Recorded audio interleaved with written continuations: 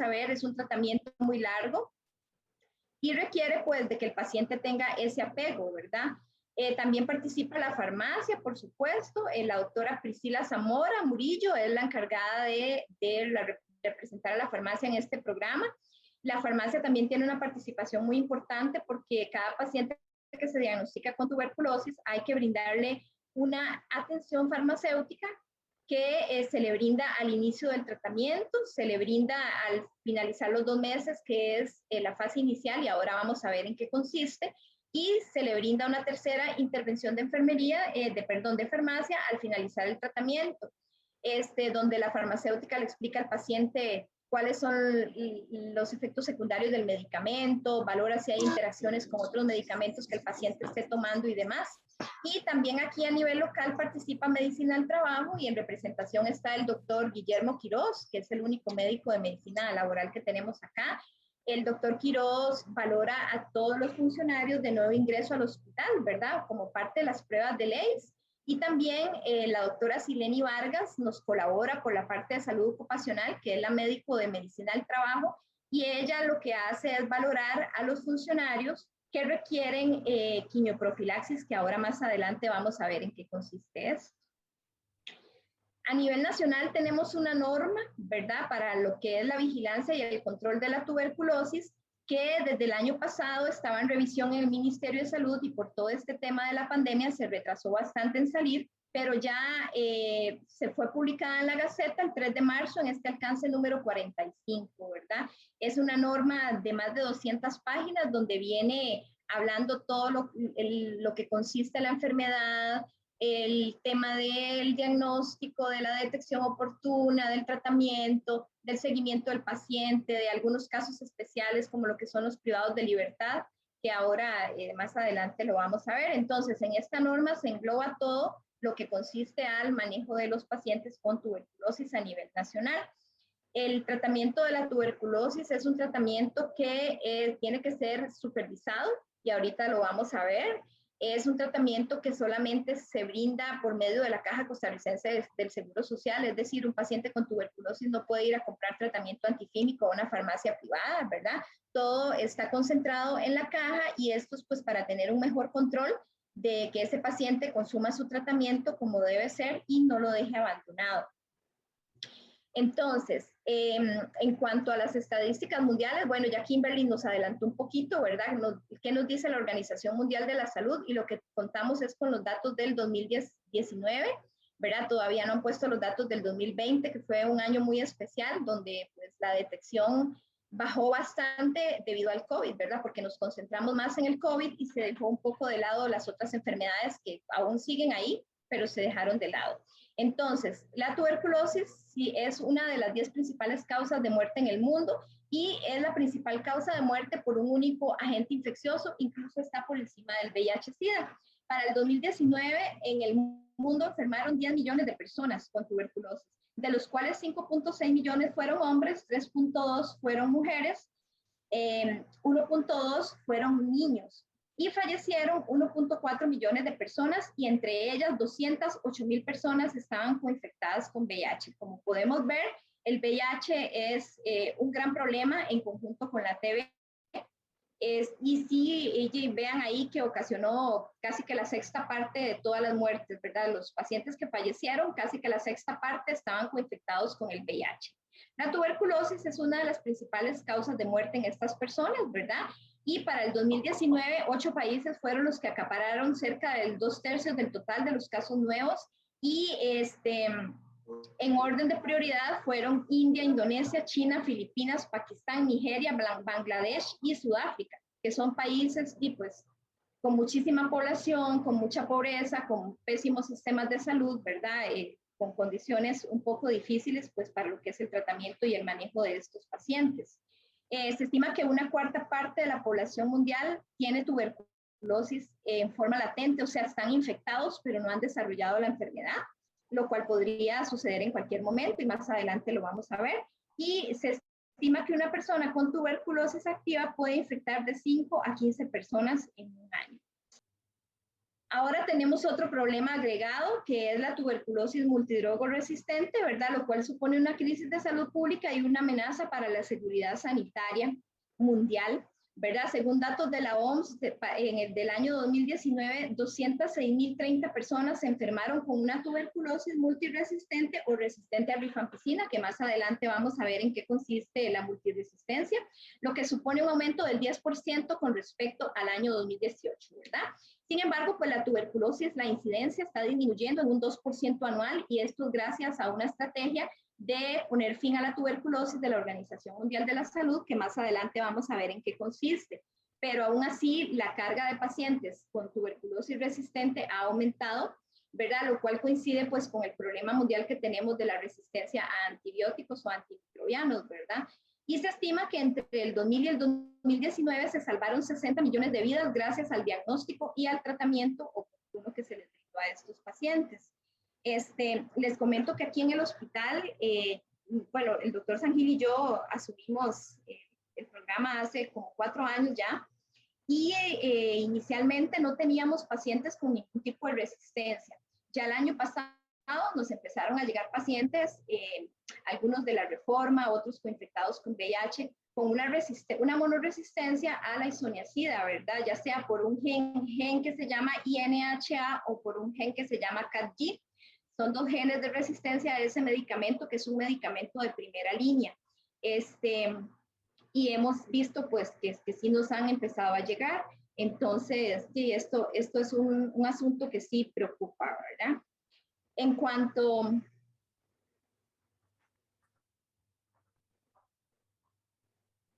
a la incidencia de tuberculosis en el país, para el año de 1990 era de 6.9 por cada 100.000 personas, ya en el 2001 pasó a un 25.8, y esto ¿por qué? Pues se relacionó con los casos de coinfección con VIH que aparecieron, ¿verdad? Ya después empezó a descender de nuevo la incidencia, y a pesar de eso, pues Costa Rica es una candidata para la eliminación de la tuberculosis al 2035, ¿verdad? Actualmente en Costa Rica, como dijo Kimberly al inicio, se registran menos de 500 casos al año, y esto hace que nos ubiquemos en la lista de los 15 países de la región de las Américas con menos casos. Desde mediados del siglo XX, pues nuestro país empezó a mostrar una tendencia hacia la baja en la incidencia de esta enfermedad, y esto fue gracias a mejores condiciones que tiene la población, ¿verdad? Mejores condiciones de vida, a una disponibilidad y acceso al tratamiento antifímico bajo la estrategia TAES o DOTS en inglés, y que TAES significa tratamiento acortado estrictamente supervisado, gracias a la vacunación con la BCG, a un aumento en la cobertura en los servicios de salud para la detección y la atención de las personas con tuberculosis, a que se realiza búsqueda activa de casos en zonas de riesgo, y a que Costa Rica es parte de esta estrategia que les mencioné de poner fin a la tuberculosis de la Organización Mundial de la Salud. Ok, a nivel local, desde el año 2014 hasta el año anterior, los casos que se han diagnosticado aquí en el hospital han sido principalmente la tuberculosis pulmonar, lo cual coincide con las estadísticas mundiales, ¿verdad? Que es como la principal forma en la que se presenta esta enfermedad a nivel del pulmón. Con un total de 85 casos desde el 2014 hasta el 2020. Podemos ver que el año 2019 fue el año con más casos, seguido de la tuberculosis pleural y la tuberculosis ganglionar y miliar. El año pasado, como les digo, hubo menos casos, ¿verdad? Porque nos enfocamos más al diagnóstico y manejo de los pacientes con COVID, y la tuberculosis se dejó un poco de lado. ¿En qué consiste esta estrategia de poner fin a la tuberculosis de la Organización Mundial de la Salud? Bueno, consiste en que para el año 2035 haya una reducción de la mortalidad de esta enfermedad en un 95% comparado al año 2015, que para el 2035 se reduzca la incidencia de tuberculosis en un 90% comparado con el 2015, y que para el 2035 no haya familias que tengan que hacer frente a gastos catastróficos debido a la TB. Tal vez esto suene un poco raro, ¿verdad?, para ustedes, pero en Costa Rica es una bendición, porque el tratamiento de la tuberculosis es un tratamiento gratuito y más bien obligatorio, ¿verdad?, para todas las personas que tienen este diagnóstico, pero en otros países las familias tienen que asumir esos gastos de ese tratamiento. Y si se trata de un tratamiento para el manejo de una TB resistente, es aún más caro. Entonces, una vez más, pues aquí comprobamos que nuestro sistema de salud es una bendición definitivamente, ¿verdad? Porque incluso un paciente que no tenga seguro social se cubre, ¿verdad? Por un decreto de que todo paciente con tuberculosis, por ser una enfermedad, pues que supone un riesgo de salud pública, tiene derecho y acceso a ese seguimiento durante todo el tiempo que dura el tratamiento. Entonces, ¿cómo se va a lograr el cumplir este objetivo de esta estrategia? Por medio de la prevención, del diagnóstico oportuno, de realizar el estudio a todos los contactos, ¿verdad? De darle tratamiento a todas las personas que sean diagnosticadas con esta enfermedad, incluidas las que tienen una farmacoresistencia, darle tratamiento a todas las personas que están coinfectadas con VIH, o sea, lo que se quiere es que toda persona que está coinfectada con VIH se le mantengan pues sus niveles de carga viral bajos, ojalá indetectables, ¿verdad? Que se le dé su tratamiento antirretroviral y que pues su CD4 se mantenga alto, o sea, que sea un paciente que esté bien compensado de su VIH para que pueda hacerle frente a la tuberculosis y se pueda curar con el tratamiento. Continuar con la vacunación con la BCG y darle profilaxis a lo que serían los grupos de riesgo, que ahorita los vamos a ver. Entonces, ¿en qué consiste la tuberculosis? Bueno, es una enfermedad infecciosa provocada por el Mycobacterium tuberculosis que fue descubierto por el doctor Robert Koch, un médico científico alemán, allá por el año de 1882, que fue el médico que también descubrió el cólera. Es una enfermedad que es muy sensible al calor, a la luz solar y a la luz ultravioleta. Y esto es muy importante porque enfermería, pues, es normalmente quien recolecta los esputos a los pacientes, ¿verdad? Entonces, siempre les decimos que tienen que tratar de que esos esputos se recolecten y se envíen lo más pronto posible al laboratorio, porque algunas veces uno ve los frascos con el esputo ahí puestos en las mesas de los pacientes o en el puesto de enfermería, ¿verdad? Expuestos al calor, expuestos a la luz y pues ya cuando lo mandamos al laboratorio, después de 2 o 4 horas de estar ahí, no es una muestra que va a ser muy fidedigna, ¿verdad? Entonces, es importante que enfermería esté pendiente de esto, de recolectar las muestras de esputos y enviarlas inmediatamente al laboratorio, pues para que ellos las conserven ahí hasta que las procesen.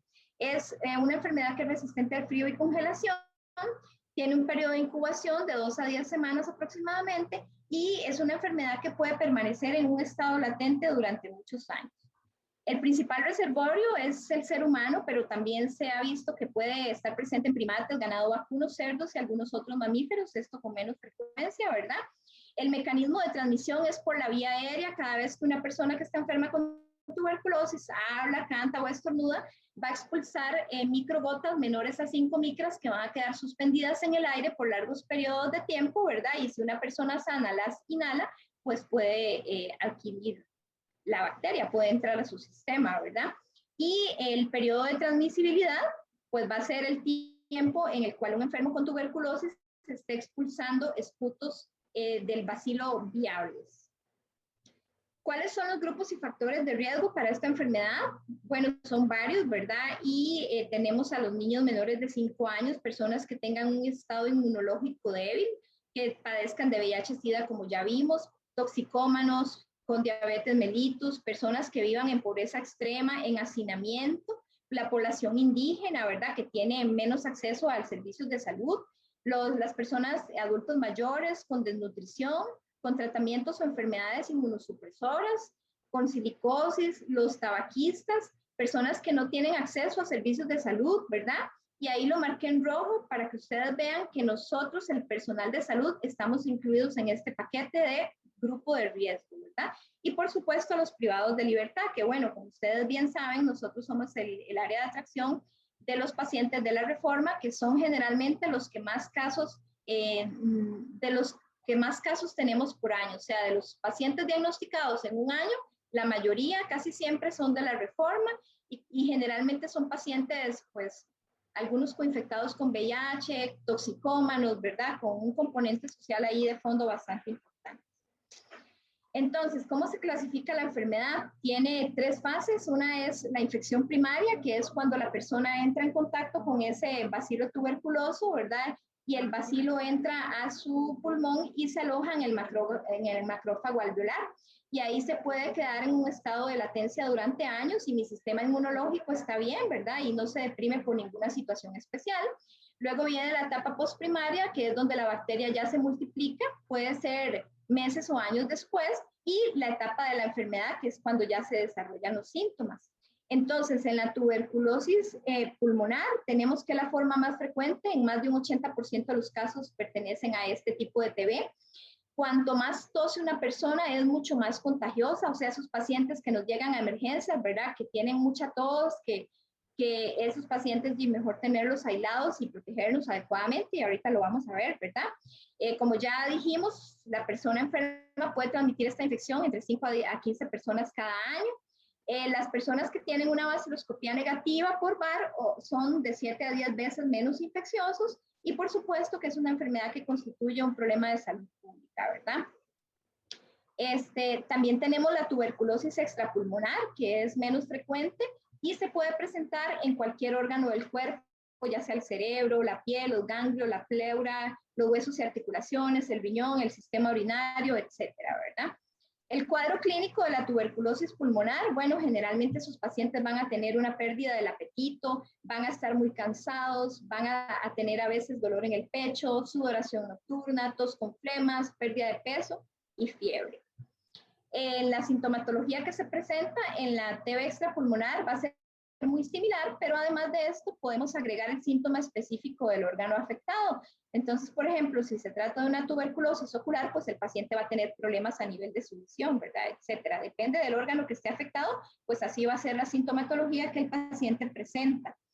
Esta TB extrapulmonar, pues a veces es un poquito más difícil de diagnosticar, ¿verdad? Porque son síntomas pues a veces no tan específicos y se le llama pues a la TB la gran simuladora, ¿verdad? Son esos pacientes que a veces pueden ingresar con una fiebre en estudio, ¿verdad? Que ahí cuesta un poquillo pues hacerles el diagnóstico.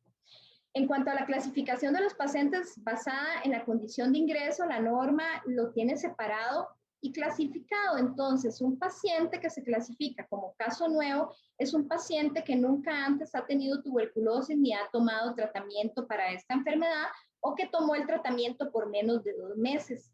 Una recaída es un paciente que ya había tenido tuberculosis, recibió el tratamiento completo y tiempo después, generalmente en menos de 2 años, vuelve a presentar otra vez sintomatología y otra vez está positivo por tuberculosis. Un fracaso es un paciente que al finalizar los 6 meses que dura el tratamiento sigue teniendo bacilos positivos y entonces hay que reiniciar un tratamiento nuevamente y ahora lo vamos a ver en qué consiste.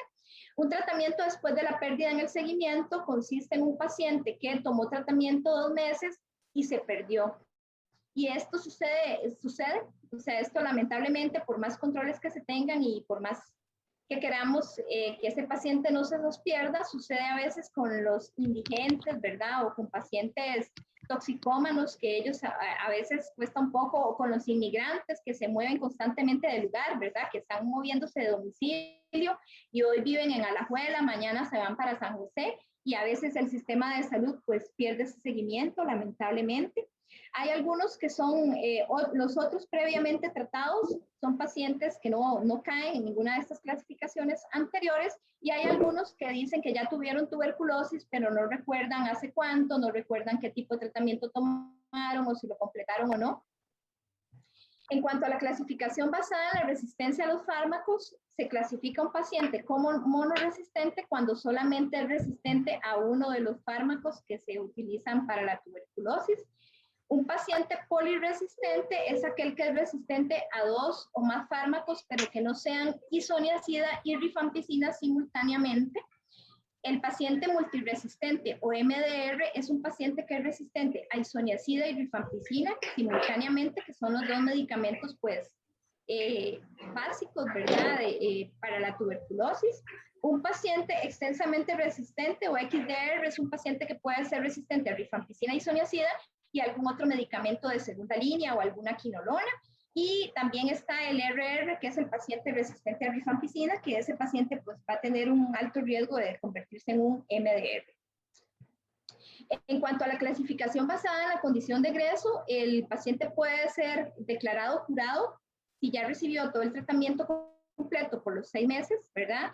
y al final de los 6 meses tiene ya el esputo negativo, entonces este paciente pues se declara curado si recibió el tratamiento completo. Un fracaso al tratamiento, como ya les expliqué, es un paciente que al finalizar los 6 meses el esputo sigue positivo. Se puede clasificar como fallecido, como un paciente no evaluado o el que se perdió en el seguimiento, como ya les expliqué. Hay algunas definiciones operativas de caso que es importante manejarlas, ¿verdad? Porque en base a eso, pues van a ser las atenciones o el abordaje que se le va a brindar a este tipo de pacientes. Entonces, un paciente se clasifica como sintomático respiratorio cuando es mayor de 10 años y tiene tos y expectoración de 2 o más semanas de evolución. Entonces, esos pacientes los puede captar el auxiliar de enfermería que está en la preconsulta o en la toma de signos vitales, ¿verdad? Cuando habla con el paciente y el paciente le dice que es que tiene más de 2 semanas, es mayor de 10 años y le dice que tiene más de 2 semanas de estar con mucha tos y de expectorar.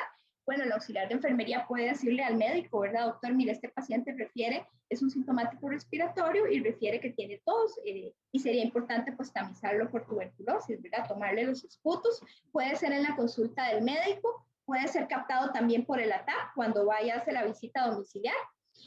Un paciente sintomático es cualquier persona que pertenezca a un grupo zona de riesgo, que ya lo vimos, ¿verdad? Y que presente una tos con expectoración independientemente de los días que tenga de evolución. O sea, puede tener menos de 2 semanas de tos con expectoración, pero si pertenece a un grupo zona de riesgo, ya nosotros deberíamos de tamizarlo por tuberculosis.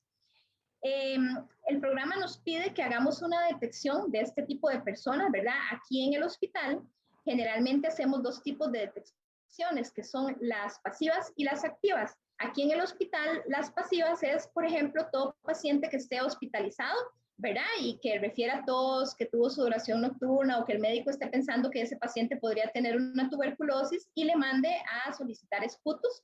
Y estos van a ser generalmente 3 esputos que se van a tomar en 3 días consecutivos, idealmente en ayunas, ¿verdad? Esto se clasifica como una búsqueda pasiva. La búsqueda activa son búsquedas ya programadas o continuas que aquí en el hospital se llevan a cabo en el servicio de emergencias. Entonces, por ejemplo, todo paciente que pertenezca a un grupo de riesgo y que refiera tos con expectoración independientemente de los días, ¿verdad? Ahí mismo les podemos recolectar 2 muestras de esputo con una diferencia de 30 minutos. Estas 2 muestras de esputo deben ingresar el mismo día al laboratorio para ser procesadas y estas son tomadas como búsquedas activas. También se pueden realizar búsquedas activas en el personal o en las unidades centinela, ¿verdad? O en la consulta de empleados también. ¿Cómo se va a hacer el diagnóstico de las personas de 10 años y más? Bueno, puede ser por varias formas. Puede ser por una baciloscopía de esputo, ¿verdad? Que es la técnica en la que los bacilos de alcohol ácido resistentes o BAR se colorean por el método de la tinción Sil-Nielsen, ¿verdad? Y luego se identifican y se cuentan al microscopio. Y como les digo, si es una búsqueda pasiva, vamos a recolectar 3 esputos en 3 días consecutivos, idealmente en ayunas. Y si es una búsqueda activa, vamos a recolectar 2 esputos con una diferencia de media hora entre uno y otro. Y en caso de pacientes que no expectoren, pues podemos inducirles ese esputo nebulizándolos con suero fisiológico o con cloruro de sodio al 4 molar y después realizar perfusión. Otra técnica para hacer el diagnóstico de la tuberculosis es el cultivo, que es el gold standard de la TB, porque es un método bastante específico para ver el Mycobacterium, ¿verdad? Y además, pues analiza la sensibilidad a los antibióticos.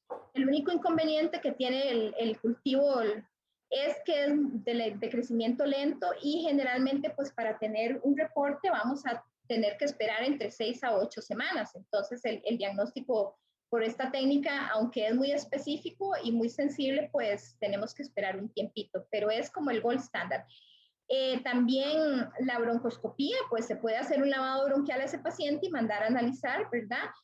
Por medio de la PCR, que ahora lo que se quiere es que los pacientes todos se diagnostiquen por esta técnica. Gracias a Dios, ya en el hospital tenemos PCR, que es biología molecular, y lo que hace es analizar el ADN de ese esputo, ¿verdad? De esa muestra es bastante específico y podemos con la PCR de una vez analizar la sensibilidad a la rifampicina. Entonces esto pues es de gran ayuda y nos puede ir orientando en cuanto al tratamiento y al seguimiento de ese paciente. y se puede utilizar ya sea para el diagnóstico de tuberculosis pulmonar o extrapulmonar. La radiografía de tórax también ayuda al diagnóstico de la tuberculosis, ¿verdad? Porque ahí se puede ver si un paciente tiene cavernas o qué sé yo. Le da al médico una buena orientación para pensar que ese paciente podría tener tuberculosis. Sin embargo, no es un método único que se pueda utilizar para el diagnóstico de los pacientes. Generalmente vamos a requerir un diagnóstico de laboratorio, ¿verdad? Para poder, pues, decir que efectivamente ese paciente tiene una TB y que no sea únicamente por una radiografía de tórax. Sin embargo, pues puede ayudar. Igual la PPD nos puede colaborar en el diagnóstico, ¿verdad? Las biopsias también, que se pueden mandar a cultivar, y el TAC también. En cuanto al diagnóstico en los niños, bueno, esto solo les voy a mencionar unas pocas cosas porque realmente aquí en el hospital no manejamos niños. Generalmente si un niño se sospecha que puede tener tuberculosis o tiene un contacto con TB, estos normalmente se manejan en el Hospital Nacional de Niños, ¿verdad? Y el diagnóstico de los niños es un poquito pues más difícil, ya que el aislamiento de este bacilo en el esputo solamente se logra en el 6% de los niños con PPD positiva, y el diagnóstico generalmente va a ser indirecto basado en una combinación de los siguientes criterios: si se aísla o no el bacilo, si hay granulomas específicos, ¿verdad? En un hallazgo histopatológico, si la PPD es positiva mayor a 5 milímetros. Sin embargo, una PPD negativa no descarta que el niño pueda tener una enfermedad por tuberculosis. Si ese niño tiene un antecedente epidemiológico de tuberculosis, o sea, hay adultos con los que él conviva que hayan sido diagnosticados con la enfermedad. Si tiene una radiografía que pueda ser sugestiva de la enfermedad o un cuadro clínico sugestivo.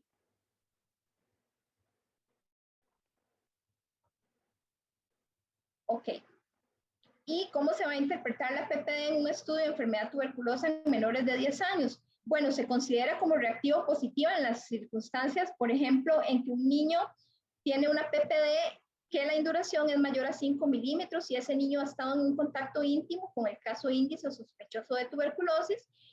En niños que sean sospechosos de enfermedad tuberculosa, ya sea clínica o por radiología, en niños que tienen situaciones como inmunodepresión o en que están coinfectados con VIH, y en niños con conversión de la prueba de tuberculina que estaba previamente negativa. Ok, generalmente a los niños lo que se les toma a los menores de 10 años no va a ser un esputo, sino que va a ser una muestra de jugos gástricos. Y este niño, esta muestra tiene que ser indicada usualmente por el médico pediatra. Este niño debe ser hospitalizado en el servicio de pediatría, ¿verdad? Bueno, en todo el tiempo que llevo de estar en este programa, los 4 años y resto, realmente no hemos tenido ni un solo niño que se haya hospitalizado en esta condición, pero si el niño requiere ser hospitalizado porque tiene que colocársele una sonda orogástrica o nasogástrica, ¿verdad? Y tiene que quedar toda la noche colocada, y el niño tiene que estar acostado boca arriba, ¿verdad? Para que la mañana siguiente en ayunas se le recolecte esa muestra de jugos gástricos, ¿verdad? Por un aspirado, y son 3 muestras en días sucesivos. Generalmente lo que se requiere son 3 ml, ¿verdad? En ayunas, como les dije, y esta muestra pues debe ser enviada inmediatamente al laboratorio para su procesamiento. ¿Cómo nos reporta el laboratorio a nosotros las muestras de baciloscopías? Nos las va a reportar como que no se observan bacilos cuando no se encuentran bar en 100 campos observados, o cuando hay menos de 3 bar en 300 campos. Nos van a reportar esa muestra como un número exacto de bacilos en 100 campos cuando el esputo se observan solamente entre 2 y 9 bar en 100 campos. Nos van a reportar esa muestra como positiva con una cruz cuando en el esputo podemos ver entre 10 y 99 bar en 100 campos, y dos cruces cuando hay entre 1 y 10 bar por cada 50 campos, y con 3 cruces cuando hay más de 10 bar en 20 campos. ¿Qué significa esto? Entre más cruces, más bacilífero es ese paciente, o sea, más carga de bacilos tiene en el esputo, y con solamente una cruz ya ese paciente se diagnostica como positivo. Cuando nos reportan el esputo como número exacto de bacilos, tenemos que recolectar otras 2 muestras ¿verdad? No podemos decir que ese paciente está positivo con solamente una baciloscopía con número exacto de bacilos. Si los 3 esputos salen con número exacto, o sale uno con un número exacto y los otros están negativos, bueno, hay que poner esa muestra a cultivar y normalmente pues se le pide a neumología que le realice un lavado bronquial para ver si con el lavado bronquial podemos identificar esos bacilos, ¿verdad? Ya sea por baciloscopía o por PCR.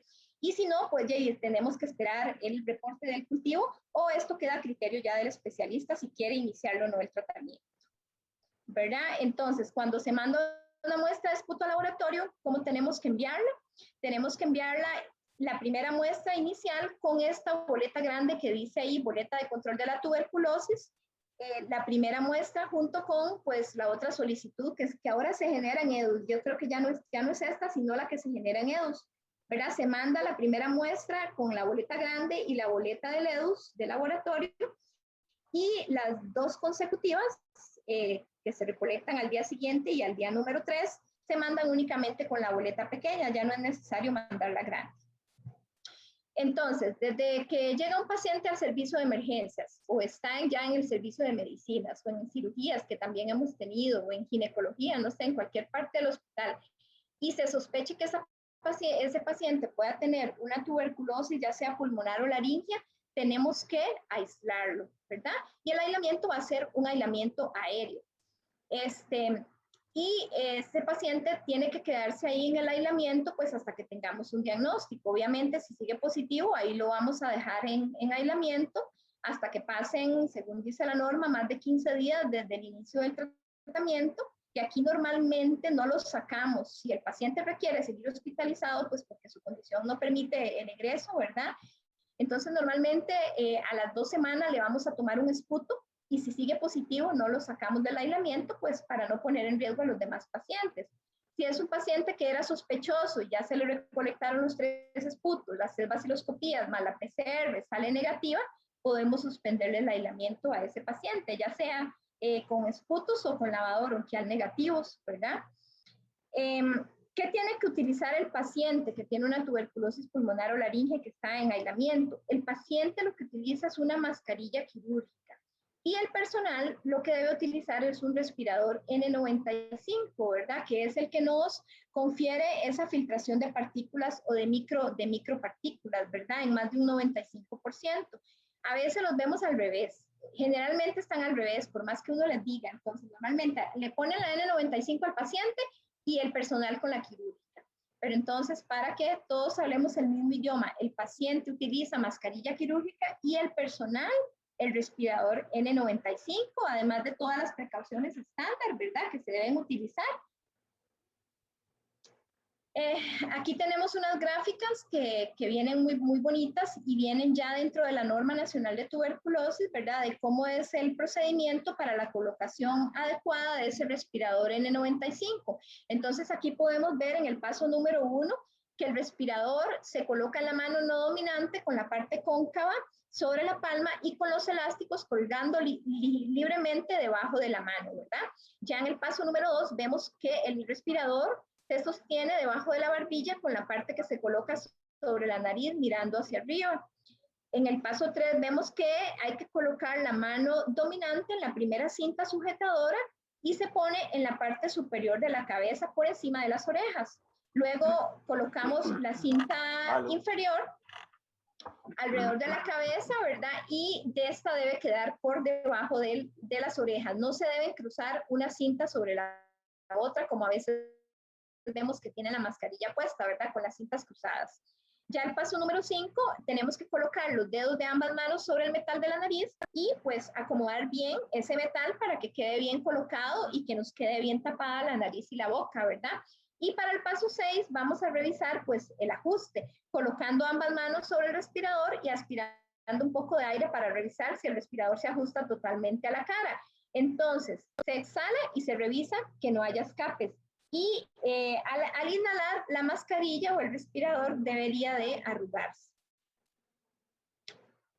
Los pasos para el retiro.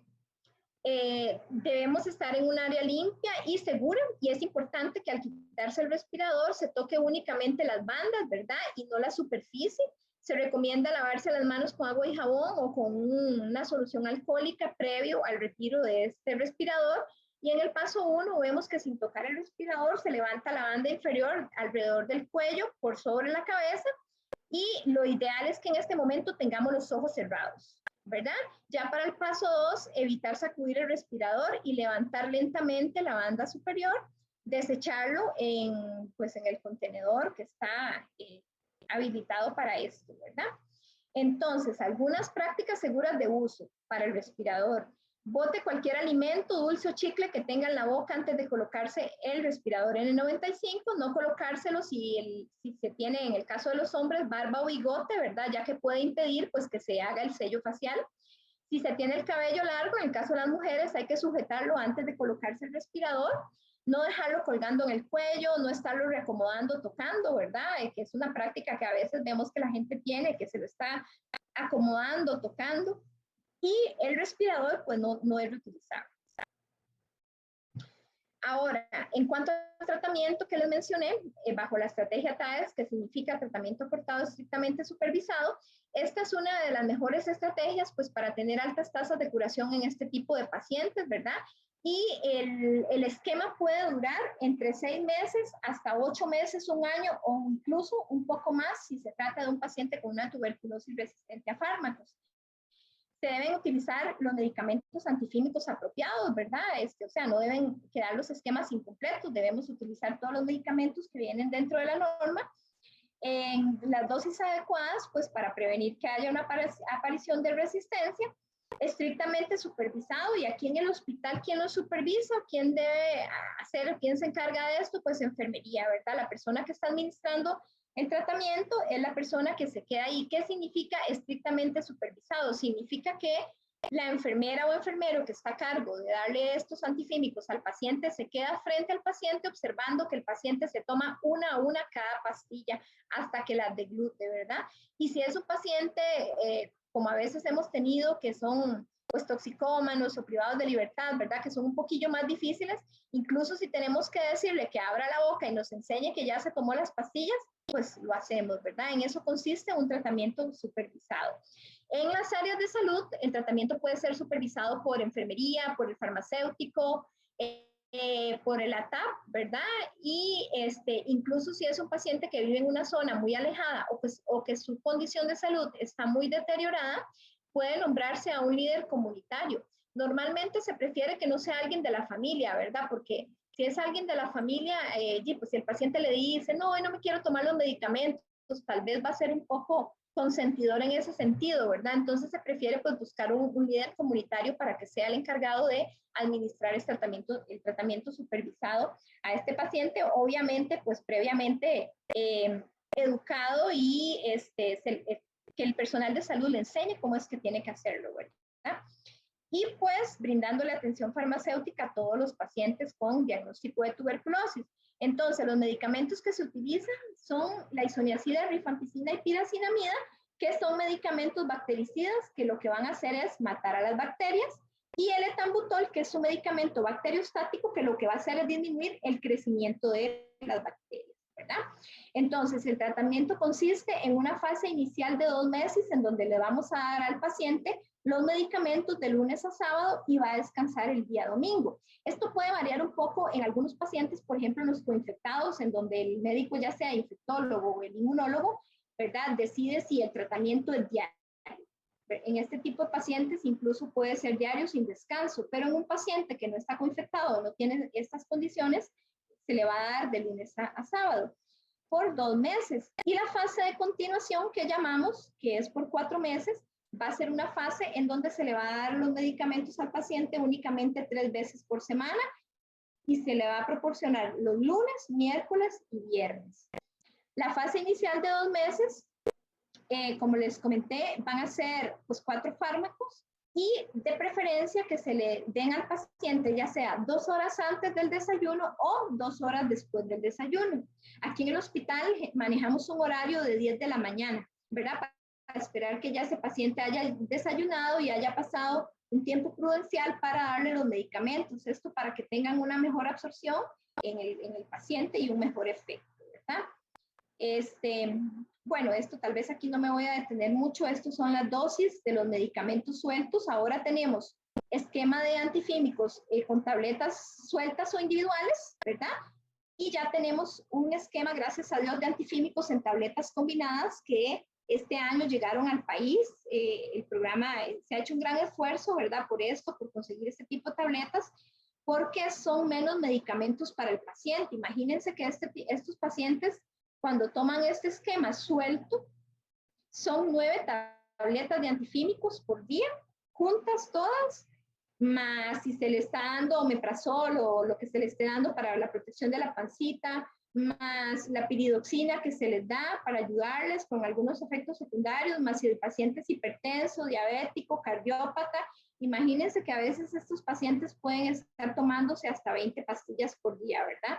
Entonces, estos medicamentos combinados pues vinieron a ayudarnos un poquito porque son menos tabletas las que hay que darles. Aquí, bueno, aquí vemos las tabletas, ¿verdad? Estas son las sueltas, que igual se dejan estos esquemas de tabletas sueltas para algunos pacientes que puedan presentar algún tipo de reacción a alguno de los 4 medicamentos, ¿verdad? Y no les podamos entonces dar las tabletas combinadas, sino que haya que darles medicamentos sueltos o que haya que desensibilizarlos porque hicieron una reacción adversa, hay que suspenderles el tratamiento y hay que reiniciar gradualmente el tratamiento, entonces hay que iniciar tableta por tableta, ¿verdad? Entonces ahí se dejan esas dosis sueltas, pues para esos casos especiales. Un paciente, cuando ya va a finalizar esa primera fase de los 2 meses, tenemos que recolectarle una muestra de esputo una semana antes, generalmente de finalizar el segundo mes. Si ese esputo está negativo, el paciente se pasa a la fase de continuación. Si el esputo persiste positivo, o sea que en la baciloscopía todavía se logran ver ahí bacilos, ese paciente tiene que quedar un mes más con esa fase inicial, ¿verdad? Entonces, por eso es que les decía que estos 6 meses se pueden extender a 8 meses o incluso a más tiempo. Ok, la fase de continuación ya hablamos, que es con 2 pastillas. En la fase de continuación únicamente se le van a dar 2 medicamentos al paciente, que serían la isoniazida y la rifampicina, que si es con tableta suelta, pues van a ser 4 tabletas, pero ya también tenemos para la fase de continuación el tratamiento combinado donde vienen los 2 medicamentos en una sola tableta. Ya cuando el paciente está en esa fase de continuación, antes de finalizar el 5º mes, una semana antes, se le va a recolectar una muestra de esputo. Si esta muestra está negativa, se continúa al 6º mes. Si esa muestra sale positiva, esa muestra hay que mandarla a cultivar y ese paciente tiene que referirlo a las áreas de salud al neumólogo, porque el neumólogo ya tiene que valorar a ese paciente porque probablemente se trate de un fracaso al tratamiento, ¿verdad? Ya un paciente que al 5º mes no haya negativizado el esputo, probablemente es un paciente que ya tiene un fracaso al tratamiento, entonces ese paciente no puede ser manejado en el primer nivel, tiene que ser derivado a donde el especialista. Estas son las dosis de los medicamentos combinados que ya les mencioné y normalmente estos tratamientos se manejan en base al peso del paciente, ¿verdad? Entonces, un paciente adulto que pese entre 30 a 39 kilos, se le van a necesitar únicamente 2 tabletas por día. Si pesa entre 4 a 54 kilos, son 3 tabletas y bueno, ahí va de acuerdo al peso, pero vean que ya son menos medicamentos, ¿verdad? Pasa de 9 tabletas a 3 tabletas, o sea, es bastante bueno. En la fase de continuación, igual, las tabletas combinadas se calculan de acuerdo al peso. ¿A quién se le va a dar un retratamiento? Antes se le daba a otros usuarios, pero ahora esta norma cambió y en base a la evidencia mundial, ¿verdad? El retratamiento se le va a dar únicamente a los pacientes que son un fracaso. ¿Y en qué consiste el retratamiento? Bueno, en que el tratamiento va a ser por más tiempo y se le pueden adicionar más medicamentos, ¿verdad? Hay también tratamiento para algunos casos especiales, por ejemplo, en el embarazo, las embarazadas sí pueden tomar el tratamiento, ¿verdad? Nada más que tiene que ser pues valorado por el médico especialista y la streptomicina en el caso de las embarazadas está contraindicada y creo que está clasificado como C, este medicamento en el embarazo. En el periodo de lactancia, las mujeres también pueden tomar el tratamiento, ¿verdad? Y el médico es el que tiene que valorar si se tratara de un retratamiento, si esta paciente puede usar o no la streptomicina. En mujeres que toman anticonceptivos orales, la rifampicina va a reducir un poco el efecto, ¿verdad? Entonces es preferible que estas mujeres utilicen métodos de barrera como el preservativo. En algunos pacientes que tienen problemas hepáticos pueden tomar el tratamiento, nada más que hay que monitorizarlos más de cerca, ¿verdad? Más estrechamente, porque son medicamentos muy hepatotóxicos de los antifímicos, ¿verdad? En personas con enfermedad renal avanzada no se debería utilizar el etambutol ni la streptomicina, y pues hay que estar controlando a estos pacientes para ver si no presentan una resistencia, porque ya se les estaría quitando algunos medicamentos importantes, ¿verdad? Para el tratamiento. En pacientes con antecedentes de alcoholismo, si hay hepatomegalia, no es una contraindicación. Nada más que estos pacientes, pues hay que concientizarlos muy bien en que deben de evitar la ingesta de alcohol durante el tratamiento, ¿verdad? Y en algunos casos de tuberculosis extrapulmonar, como el mal de Pot, la TB miliar y la meningia, el tratamiento puede ser de 9 meses hasta un año. Esta ficha que les presento aquí es la ficha de control de tratamiento que el programa de tuberculosis nos sigue pidiendo al día de hoy. No está en EDUS todavía, es una ficha física, ¿verdad? Ya nosotros hemos hecho la solicitud de que la incluyan en el EDUS. Entonces, el personal de enfermería que administra los antifímicos, aparte de firmar en el EDUS, también tiene que firmar esta ficha física que siempre se coloca en el expediente físico. Que bueno, ya casi que ni hay expediente físico, ¿verdad? Pero ahí se coloca. Y entonces nosotros pues sí les solicitamos que por favor vayan chequeando ahí con las iniciales de sus nombres el tratamiento conforme se les va dando por día, porque una vez que el paciente egresa del hospital, yo tengo que enviar esta ficha al área de salud para que le den seguimiento, ¿verdad? Y es una evidencia pues de que el tratamiento se le ha dado efectivamente supervisado al paciente. Los efectos adversos más comunes que se presentan en estos pacientes pueden ser la hepatotoxicidad, como les digo, son medicamentos, ¿verdad?, que producen pues hepatotoxicidad, neuropatías periféricas, también reacciones cutáneas son como dentro de las más frecuentes que vemos. Bueno, en pacientes que presentan efectos adversos hay que prestarles atención. Normalmente si el paciente, por ejemplo, presenta niveles de transaminasas más de 3 veces del valor normal, usualmente ese medicamento, pues el médico se lo va a suspender, ¿verdad? Le va a dar unos días para que ese paciente se desensibilice, va a estar haciendo controles de función hepática, y una vez que bajen los niveles de transaminasas, se le va a reiniciar en forma gradual ese tratamiento a ese paciente. ¿Qué solicitamos nosotros que se haga cuando los pacientes egresan del hospital? Pues esos pacientes, tanto enfermería, ¿verdad?, como farmacia, generalmente le van a dar un abordaje, una atención farmacéutica o una atención de enfermería. Y esto consiste en ir y hablar con el paciente, educarlo, explicarle en qué consiste la enfermedad, explicarle en qué consisten los medicamentos, para qué sirven, por cuánto tiempo tiene que tomarlos, cuáles son los efectos secundarios, fomentar la adherencia y el apego al tratamiento, ¿verdad?, que es importantísimo, porque como es un tratamiento que conlleva tanto tiempo, pues los pacientes a veces se cansan, ¿verdad?, o a veces tienen intolerancia gástrica, les producen náusea, les producen diarrea, les producen vómitos, distensión abdominal, ¿verdad? Entonces hay que trabajar mucho con ellos esa parte como de apoyo, ¿verdad? Esa parte psicológica, para que estos pacientes creen conciencia en que si se toman el tratamiento como debe ser, pues se van a curar, ¿verdad? Porque el tratamiento tiene altas tasas de curación, pero si se toma así, en forma adecuada y sin dejarlo, ojalá ni un solo día, ¿verdad?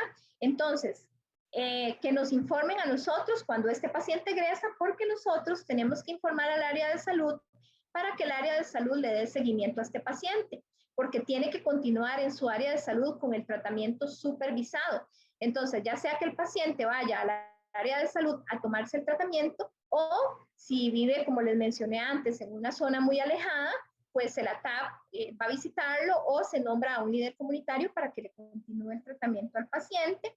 Y a estos pacientes nunca se les entregan recetas de antifímicos, ¿verdad? Entonces el médico a cargo no debe generar una receta de medicamentos antifímicos, porque el área de salud es quien tiene que continuar ese tratamiento supervisado.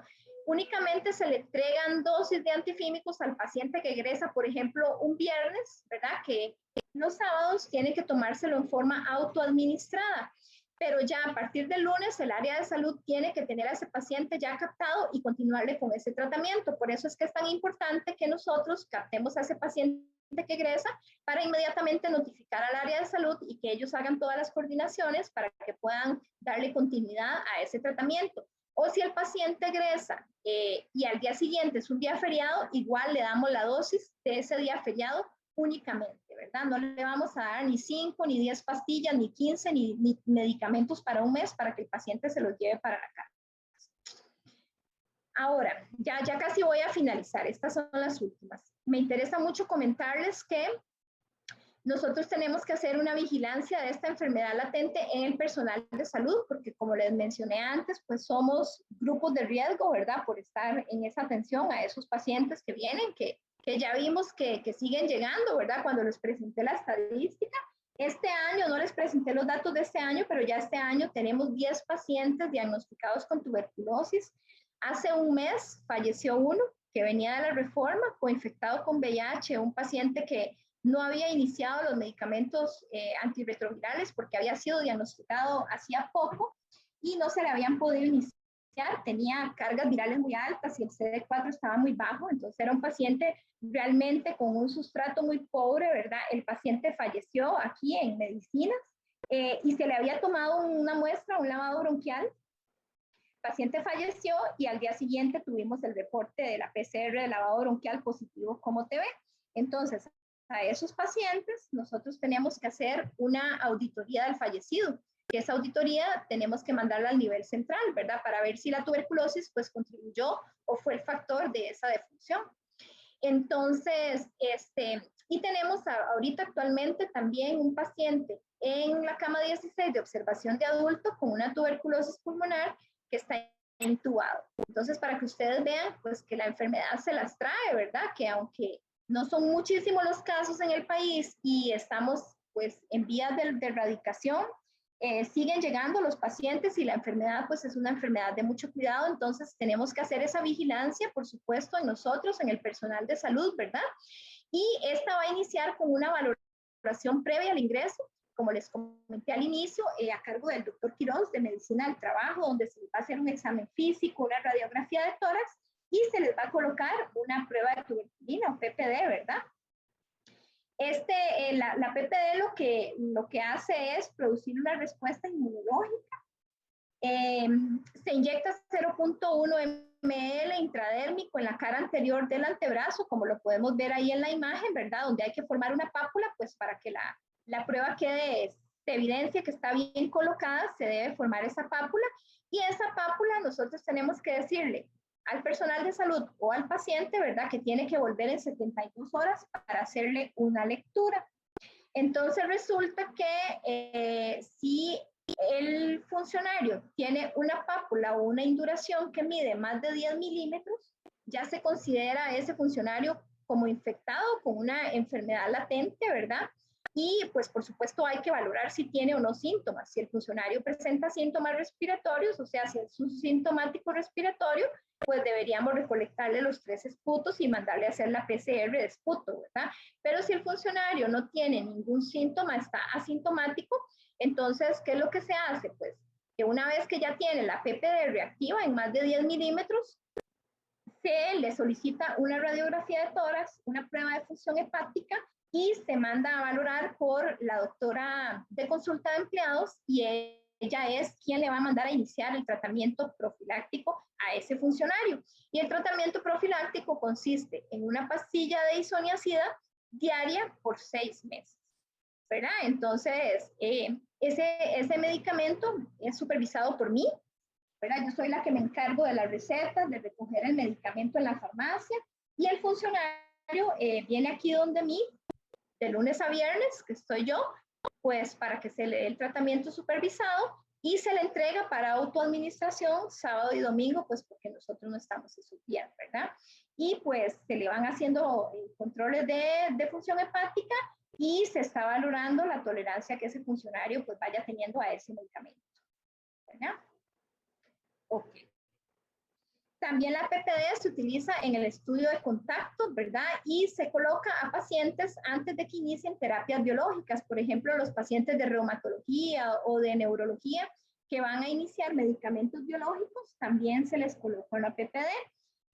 Hasta el año anterior yo me encargué de realizar esta actividad, pero bueno, a raíz de la pandemia, gracias a Dios, la Dirección de Enfermería le delegó esta función a la compañera Marianela Meléndez, ¿verdad? Que es la enfermera de neumología, y ella ahorita es la encargada de este tamizaje, tanto a los funcionarios de nuevo ingreso como a los funcionarios que ya están laborando y a los pacientes, ¿verdad? Que a veces también le solicitan PPD a un paciente que está hospitalizado o algún niño que ha tenido un contacto, ¿verdad? O qué sé yo, pacientes también de la clínica de VIH que nos mandan antes de iniciarle los tratamientos, también les solicitan una PPD.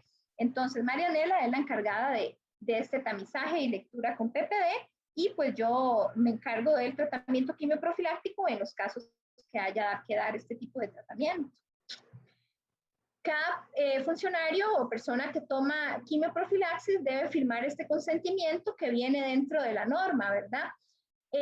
Hasta el momento, pues el funcionario no está obligado a tomar el medicamento, ¿verdad? Lo que uno hace, pues, es crear en el funcionario una conciencia en que es importante que se tome ese tratamiento quimioprofiláctico, porque aunque él no infecta a otras personas con una enfermedad latente, ni le está ocasionando enfermedad en este momento, pues sí, ahí tiene la enfermedad y en algún momento, meses o años después, si su sistema inmunológico se deprime, ya sea por alguna enfermedad o por algún medicamento, ¿verdad? Esta enfermedad se podría desarrollar y el funcionario pues podría desarrollar una tuberculosis en el futuro. Hay en este momento en el país una prueba que se llama IGRA o Quantiferon TB Gold también, ¿verdad? Que es una prueba en sangre y es específica del Mycobacterium tuberculosis. Esta prueba no la tenemos aquí en el hospital, la tiene el Hospital San Juan de Dios y actualmente también la tiene el Hospital México. Es una prueba más específica, ¿verdad? Pero digamos que a los funcionarios pues no se les ofrece, únicamente se utiliza para los pacientes. Sin embargo, pues algunos laboratorios privados ya ofrecen este servicio de IGRA, ¿verdad? Y si la PPD, el funcionario la tiene en 10 milímetros o más y pues quiere confirmar que efectivamente está infectado, porque la PPD no es 100% específica del Mycobacterium tuberculosis. Podría ser que una persona tenga una PPD reactiva por alguna otra micobacteria ambiental, ¿verdad? Entonces, puede pues hacerse esta prueba, ¿verdad? La hacen a nivel privado y también la hace el laboratorio de la UCR. Es una prueba pues que tiene un alto costo, por eso es que no se ha implementado en todos los hospitales o centros de la caja, ¿verdad? Y tenemos aquí algunas ventajas con los funcionarios, por ejemplo, que cuando ingresaron tenían una PPD basal en 0 milímetros, ¿verdad? 2 años después los tamizamos con PPD y esta PPD sale reactiva en más de 10 milímetros. Entonces, este funcionario, la médico de medicinal laboral de empleados, puede hacerle una referencia y mandarlo al INSS, ¿verdad? Para que el INSS le haga el IGRA y pues se confirme si efectivamente tiene o no una enfermedad latente por tuberculosis, y el INSS pues aborda estos casos, o también en algún funcionario que tenga una alteración de la función hepática. En estos dos casos únicamente el INSS nos acepta a los pacientes, ¿verdad? Entonces, paciente, funcionario que tenía una PPD basal en 0 y ahora está reactiva, y funcionario que tiene función hepática elevada y no puede iniciar quimioprofilaxis, se mandan al INSS. Ok, y eso sería. Quedo aquí atenta para comentarios, preguntas. Muchas gracias.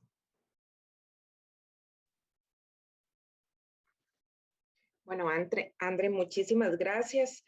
Me pareció muy interesante todo el tema, toda la explicación y también cómo se abordó. Entonces, la verdad la felicito muy bien, porque sí, es un tema bastante amplio. Hay muchas cosas que también son de enfermería como tal, entonces por eso la importancia.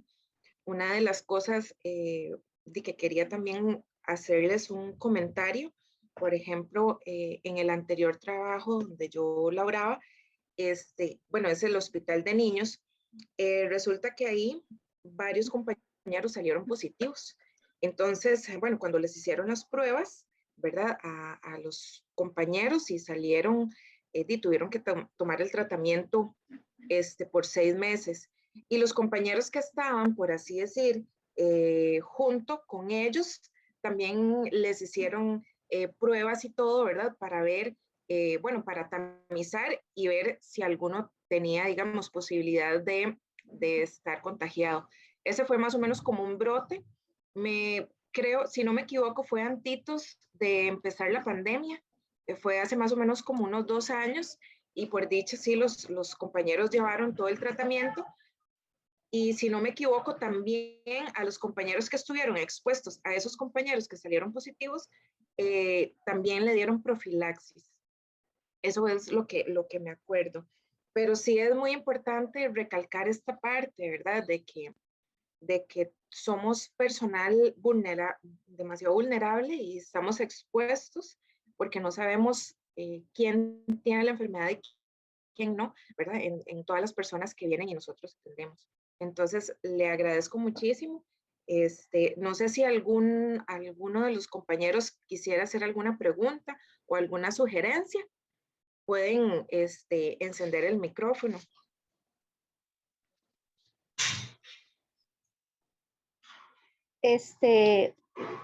Buenos días, Maribel Ginesta. Hola, buenos ¿Me días, escucha? Mari. Sí, buenos días. Mira, felicitarte y también ahora ahí al final cuando citaste lo de la PPD y la integración de la compañera Marianela Meléndez, bueno, pues igual, Marianela trabaja conmigo en la consulta externa y al ser yo la supervisora de ella, pues me corresponde a mí también darle acompañamiento, saber de todas maneras. Andrea lo sabe que en algún momento he colocado PPD y me ha tocado que leer y he tratado de hacer las cosas de la manera más correcta. Para contarte, bueno, supongo que tal vez ya sabes, pero algunos tal vez no, ya contamos con PPD de nuevo. En este momento Marianela está haciendo las llamadas.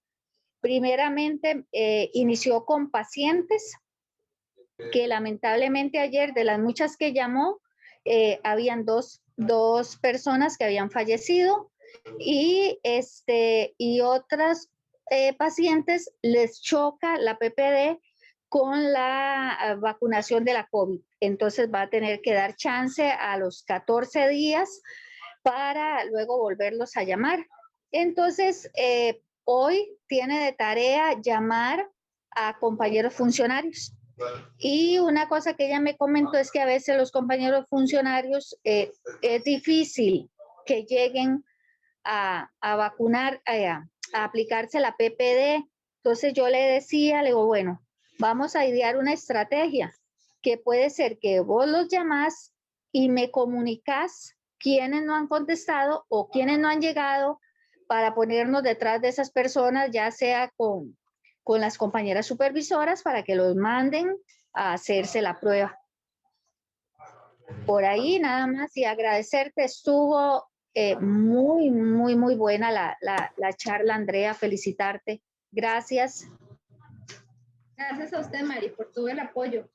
Sí, como dice Maribel, se nos agotó la PPD a nivel nacional, ¿verdad? Como desde abril, por ahí tenemos la PPD agotada, entonces se levantó una lista de pacientes y de funcionarios de nuevo ingreso que la tienen ahí pendiente, ¿verdad? Pero bueno, por dicha ya nos llegó. Pero sí, Mari, tenés toda la razón. Vieran que es complicado. Yo la apliqué por casi 4 años, ¿verdad? Y con los funcionarios cuesta un poco por los horarios o a veces vienen y se la aplican y no vienen a la lectura, ¿verdad? Entonces uno tiene como que hacer mucha conciencia en que si se aplica la PPD tiene que regresar para la lectura, ¿verdad? Porque y si no es perder esa punzada, o sea, es perder esa prueba, porque hay que volverla a aplicar entonces después, ¿verdad? O por ejemplo, no llegaban a la hora que uno los citaba, ¿verdad? Uno los citaba para lectura a las 8 de la mañana y llegaban a las 10, 11, 12, 1, ¿verdad? A la hora. Y sin embargo, pues yo creo que en él le pasan las mías, ¿verdad? Uno es muy accesible, y algunas personas pues están de noche, entonces uno le dice, no, bueno, entonces a las 7 en punto que yo llego, le leo la PPD, ¿verdad? O están en la tarde, entonces uno le dice, bueno, no, para no hacerlo venir en la mañana a las 8, venga a las 2 y yo se la leo con mucho gusto, ¿verdad? Pero sí es un poquito complejo, ¿verdad? Y el tamizaje en este momento al personal está detenido porque de momento se le va a dar prioridad a los pacientes, ¿verdad? Que tienen que iniciar medicamentos biológicos, como les dije, y por todo el rezago que hay, ¿verdad? Ya una vez que nos den luz verde otra vez para continuar con el tamizaje a funcionarios, pues ya se continuará, ¿verdad? Y ahí se les va a ir llamando por servicio. Hay una clasificación de acuerdo a la prioridad, ¿verdad? Entonces, lo que dice la norma es que los funcionarios que trabajan en zonas de alto riesgo, por ejemplo, en bacteriología, en salas de broncoscopía, terapia respiratoria, a esas personas hay que tamizarlas con PPD una vez al año. Y los que trabajan en zonas de mediano riesgo, por ejemplo, medicinas, emergencias, ¿verdad? Ellos hay que tamizarlos cada 2 años, y pues la gente de oficinas o de la parte administrativa que no tiene contacto con pacientes, a esta gente no hay que tamizarla a menos que haya tenido un contacto, ¿verdad? O que presente síntomas. Pero, y de algo que no les mencioné es que ya una persona con una PPD reactiva no se debe volver a tamizar más, o ya una persona que toma quimioprofilaxis porque tenía una PPD reactiva, tomó la quimioprofilaxis por 6 meses y ya nunca más se le vuelve a aplicar esa PPD porque ya la PPD va a seguir saliendo reactiva, ¿verdad? Entonces, si yo ya tengo una PPD en 10, 15 milímetros, 20 milímetros, por una vez, probablemente si me la vuelven a poner, voy a seguir saliendo positiva o reactiva, ¿verdad? Tampoco se usa como un tamizaje para ver si el medicamento o el tratamiento funcionó o no, ¿verdad? Tampoco se utiliza para eso. A ver si tomé el tratamiento por 6 meses, entonces le aplico una PPD para ver si negativizó. Eso tampoco se utiliza, ¿verdad? No es para eso. Entonces, no sé si alguien más tiene alguna pregunta, algún comentario, o si el doctor Sangil tal vez quiera hablar algo, como él es el coordinador del programa, ¿verdad? Bueno, Andrea, ¿me oyen? Sí, ¿me escuchan? Es que no encontraba dónde levantar la mano. Sí, se escucha muy bien.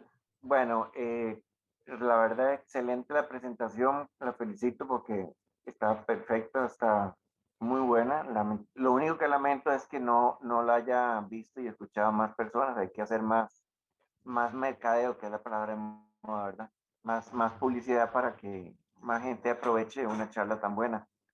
O sea, la verdad no tengo nada que agregar y me parece que lo que hay es que dar más capacitación, más divulgación para que todas las personas sepan, no es que se van a convertir en expertos, pero sí que sepan por lo menos lo básico, como esto que acaba de señalar, por ejemplo, de la PPD, a quienes hay que hacérselas, a quienes hay que hacérselas, qué significa el tratamiento estrictamente supervisado, por qué se hace así, en fin, hay un millón de detalles importantísimos, pero que por lo menos cada quien, según el área donde trabaja, si es personal de salud estrictamente, si es administrativo, si es médico, si es enfermera, etcétera, lo que sea, que cada quien sepa lo esencial, por lo menos. Si quiere saber más, magnífico, pero por lo menos lo esencial.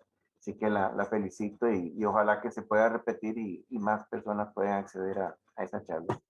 Gracias. Con mucho gusto. Verónica tiene la manita levantada. Buenos días, Andrea.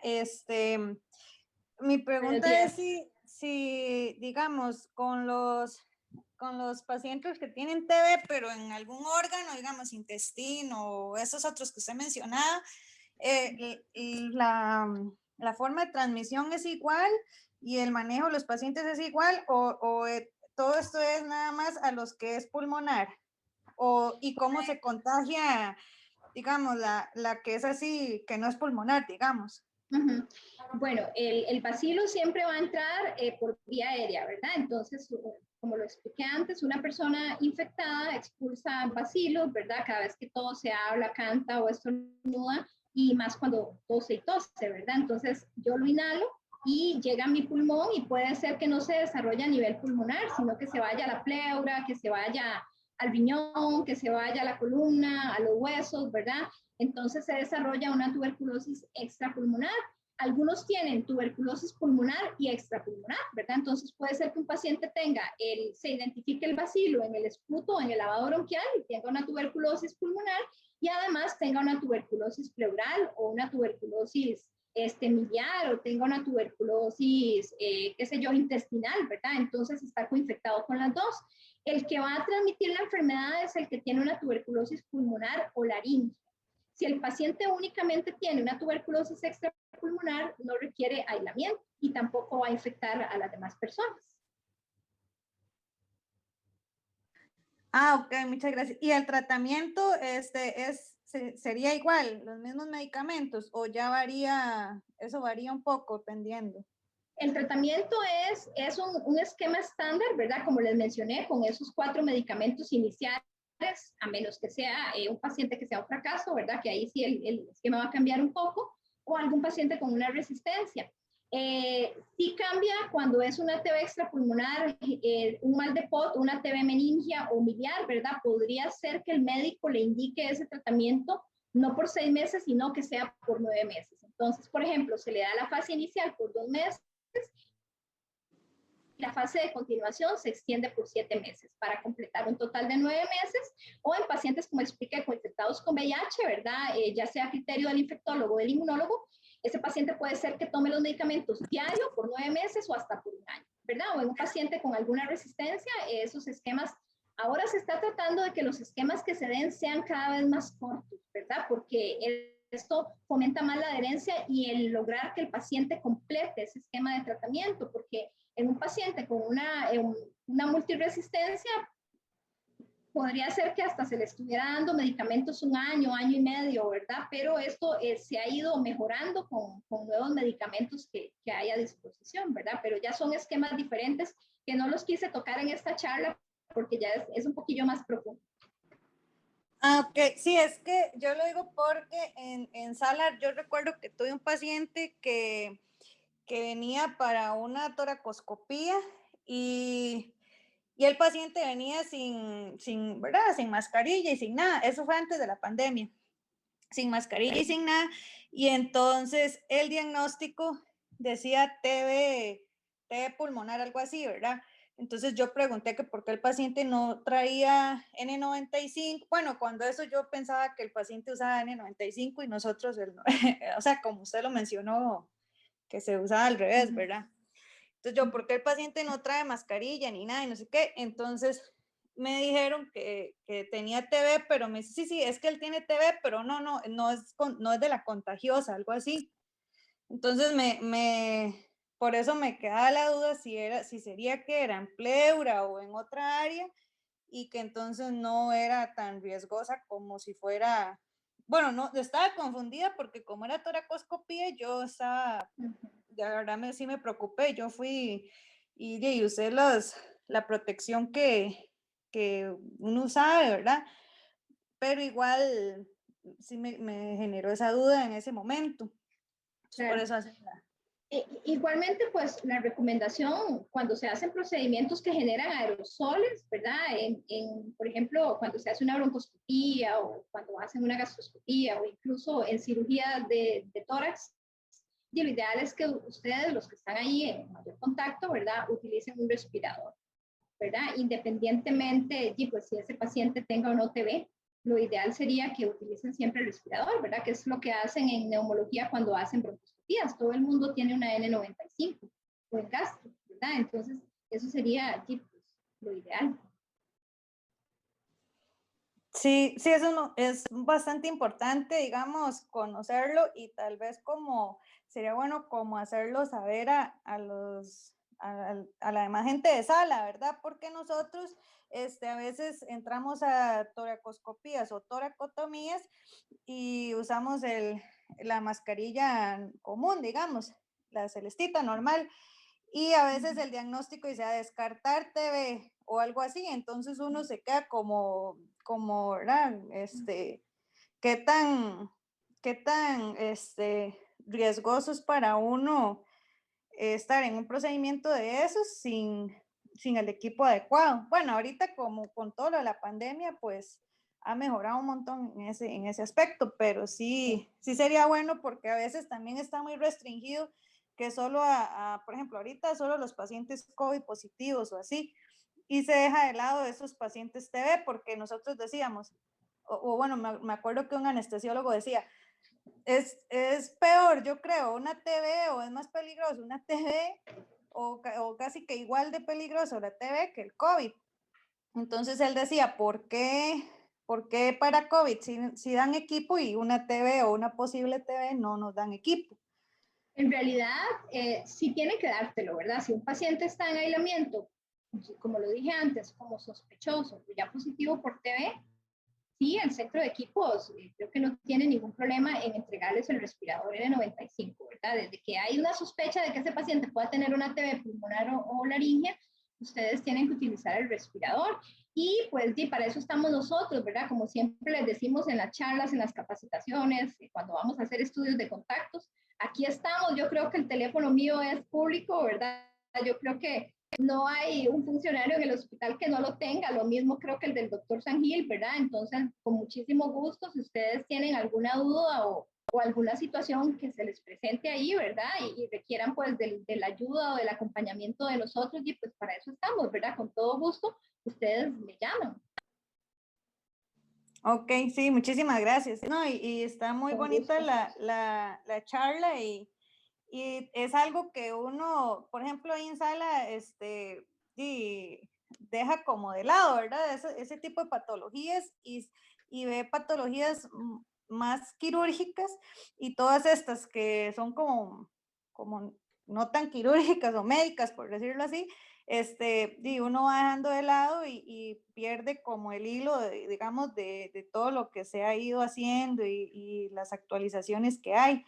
Entonces, sí, es muy enriquecedora la charla y sí le aclara a uno muchas dudas. Entonces, muchísimas gracias por el tiempo y sí, una lástima que no se haya, ¿verdad?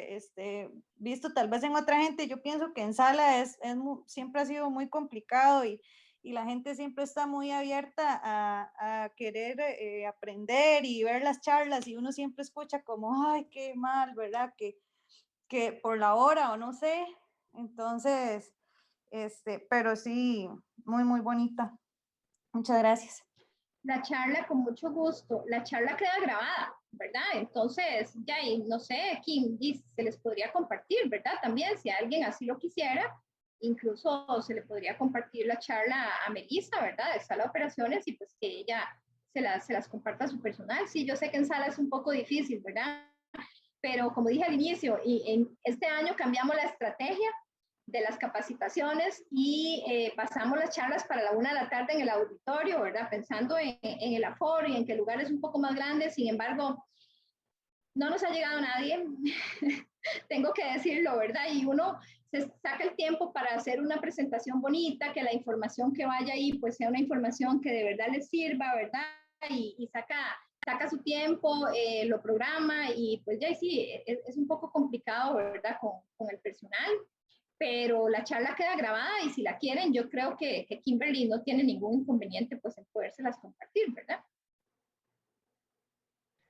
Claro, de hecho, bueno, muy importante, tomando la palabra que dijo también el doctor Sangil y también Vero, bueno, lo ideal es volver a repetir para que la mayor cantidad de personal puedan llegar y adquirir este conocimiento tan importante.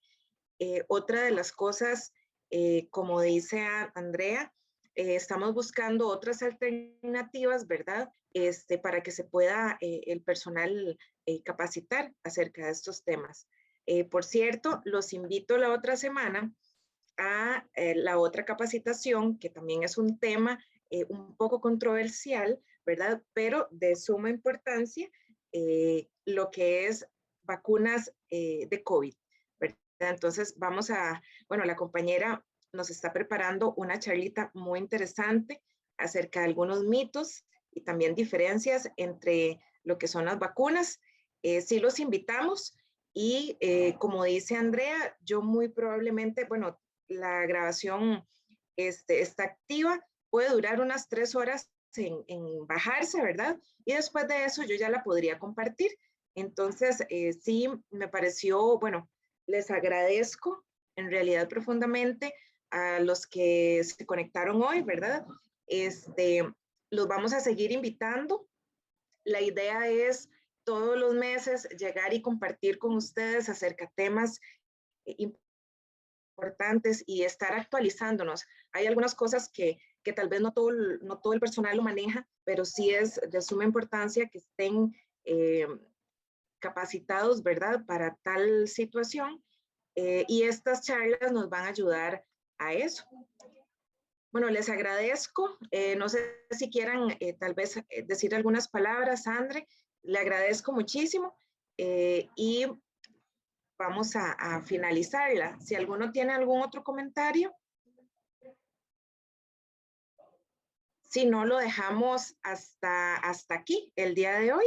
Como les decía, les agradezco muchísimo toda la participación que tuvieron y en realidad fue magnífica la presentación de hoy. Muchísimas gracias. Muchas gracias a todos, de verdad, por su participación y por estar aquí. Y a seguirnos cuidando, ¿verdad? Todas las demás enfermedades como el dengue, el chikungunya, el zika, la malaria, la tuberculosis, ¿verdad? Siguen ahí presentes, en realidad no han desaparecido, ¿verdad? No es que el COVID las desapareció, ahí siguen la hepatitis, ¿verdad? Todo lo demás.